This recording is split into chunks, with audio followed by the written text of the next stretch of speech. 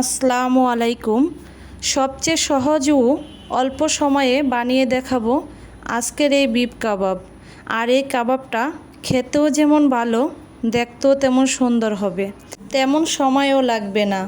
এই পারফেক্ট সুস্বাদু কাবাবটা বানানোর জন্য আমি এখানে নিয়েছি 1 কাপ ব্লেন্ডার করা গরুর মাংস, হাফ কাপ বেসন ও 1 চামচ পরিমাণ লবণ, মরিচের গুঁড়া, 1 চামচ ধনিয়ার গুঁড়া, 1 চামচ জিরার গুঁড়া, হাফ কাপ পেঁয়াজ কুচি, আর সাথে দিয়েছি রাঁধুনি রেডিমিক্স কাবাব মশলার 2 চামচ পরিমাণ মশলার গুঁড়া, আর হাফ কাপ সাদা তেল, ও সাথে দিয়েছি 1 চামচ পরিমাণ আদা রসুন বাটা।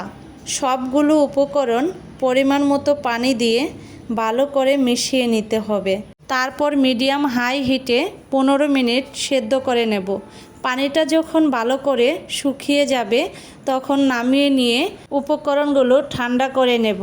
তারপর এর ভেতর দিয়ে দেব আবার 1 চামচ পরিমাণ কাবাব মশলা, দেব 1 চামচ আদা রসুন বাটা, দেব সামান্য পরিমাণ পেঁয়াজ কুচি, আর হাফ কাপ পেঁয়াজ বেরেস্তা ও পরিমাণ মতো লবণ, আর সাথে দেব কিছু পরিমাণ ধনিয়া পাতা কুচি। তারপর সবগুলো উপকরণ মিশিয়ে নিয়ে কাবাবগুলো বানিয়ে নেব। আজকে আমি কিছু কাবাব ডিমের লেয়ার দিয়ে ভাজবো, আর কিছু কাবাব লেয়ার ছাড়া ভাজবো। তার জন্য আমি বিস্কুটের গুঁড়া নিয়েছি, যেগুলো ডিমের লেয়ার দিয়ে ভাজবো। সবগুলো কাবাব বানিয়ে নেওয়ার পর কিছুটা কাবাব আলাদা করে কাবাবগুলোর উপরে বিস্কুটের গুঁড়া ভালোভাবে মিশিয়ে নিলাম। ডিমটা ফাটিয়ে নিয়ে ডিমটা ভালো করে এভাবে ফেটিয়ে নিতে হবে। ডিমটা যখন ভালো করে ফেটিয়ে নেওয়া হয়ে যাবে তখন আমি কাবাবগুলো ভেজে নেব। এর জন্য চুলায় একটা প্যান বসিয়ে দিয়ে তেল গরম করে নিলাম। তেলটা যখন গরম হয়ে আসবে তখন প্রথমে আমি ডিমের লেয়ার দিয়ে কিছু কাবাব ভেজে নেব।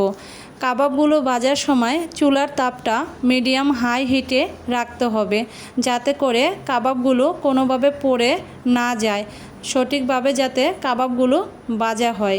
সঠিকভাবে যখন কাবাবগুলো ভাজা হয়ে যাবে তখন চুলার হিটটা বাড়িয়ে দিয়ে সবগুলো কাবাব উঠিয়ে নিতে হবে।